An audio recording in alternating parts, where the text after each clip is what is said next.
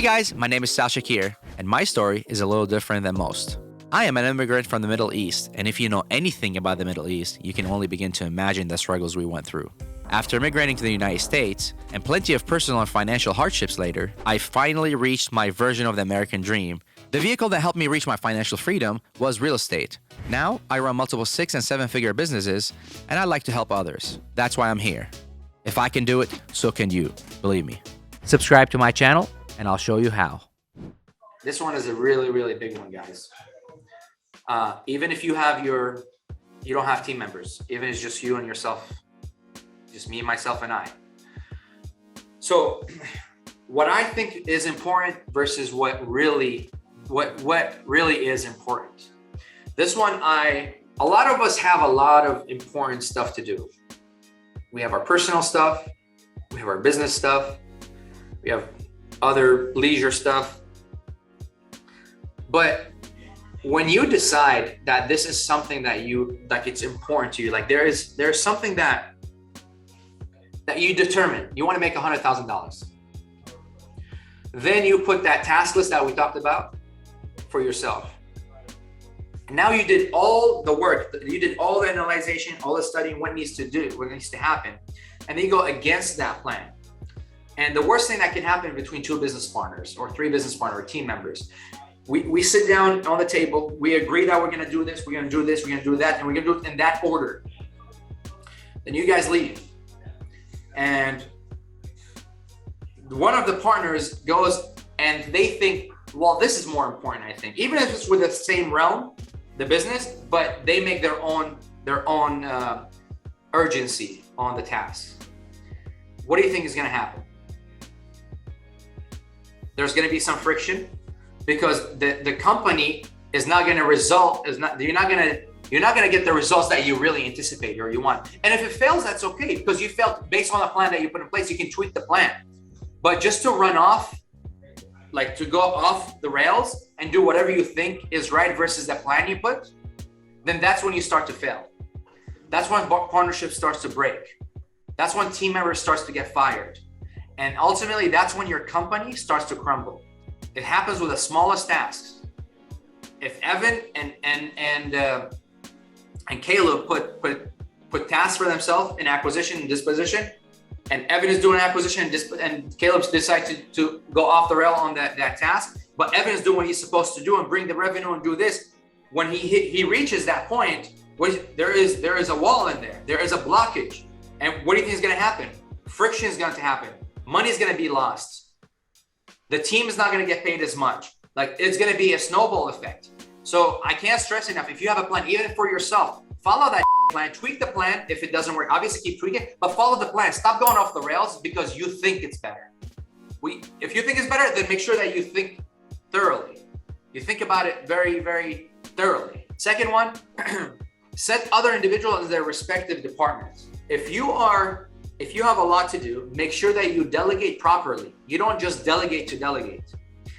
A lot of times, this is what happens. I have a lot on my plate and I see someone willing to take it and I start giving them tasks. Carlos does that a lot too. And then I'm like, oh man, they're tackling my tasks beautifully. Before I know it, I give them so much more tasks that they don't say no, but it's already overwhelming them. It's like my CFO starts getting me coffee. My CFO started like, that's not her job. And then she started getting overwhelmed that she can't do the task that she's supposed to do. So make sure that you give the task that you're supposed to give them. You don't give them the task that, because they took a bunch of tasks and they said yes, you don't give them everything. You don't throw the kitchen sink at them. All right, be open to constructive criticism, especially as a leader, even to yourself. If you failed at something, be honest to yourself. Let someone tell you why you failed. And if you don't know why, ask. Run scenarios. Why did I fail at doing this? If you don't take constructive criticism, you can't be held accountable. Because if you're never at fault, you will never improve. You will always be this broken meat bag. Because humans were supposed to evolve, like evolution. We became humans out of evolution. If we don't want to evolve mentally, then we might as well just exit. I'm not talking about dying. I'm talking exit the company, right? And the fourth one is hold yourself to high standards. You're not going to be better if you don't think that you can be better. hold yourself at the highest standards there is, and make sure that your team members hold you at high standards, because you set that. You, as a leader, you set that for yourself. Make sure that when you're walking in, they know that this like there's high standards to be held with this gentleman. And if you slip through, make sure that you take the criticism from your team. You're not lowering. You're not like don't let ego and pride take place. If they're giving you constructive criticism, take it and tweak it. Don't let that hit your pride and ego. That's not really what it is. That's not their accountability. Is not what. That's not for ego. Accountability is for you to do better. All right. Do you have any questions about accountability, guys?